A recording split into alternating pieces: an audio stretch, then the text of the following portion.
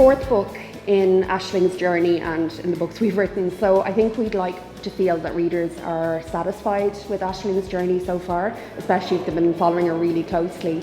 And she goes to New York, so I think there's an element of people kind of having a bit of nostalgia about New York if they've been there, or maybe getting excited about travelling again. And the idea that you can just accept a job offer and change your life and move to another place. Yeah. I think if somebody took that from the book, I'd be very grateful.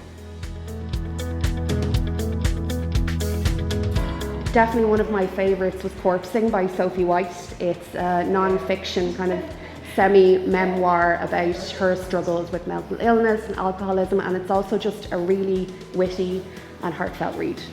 And it's a struggle to pick one, but I think my favourite book of 2021, that's Yeah. the word, was a debut from Fiona Scarlett. It's called Boys Don't Cry, and it's just such a beautiful story of two brothers. I'm an only child, so I'm always very interested in sibling stories, and at the end of it, I was just left grieving.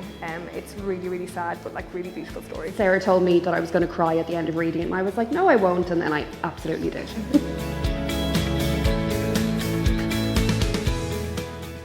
Ooh, I am a massive fan of Adrian Mole, and you are as well.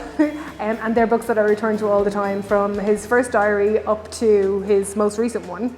Yeah, and They make me laugh. Sue Townsend, who wrote Adrian Mole, also wrote The Queen and I, which I think is probably the funniest book I've ever read. I've reread it 100 times. We're also both big fans of Rachel's Holiday, By Marion Keyes. which I laughed out loud. I remember laughing out loud reading that the first time. And I reread that one constantly too.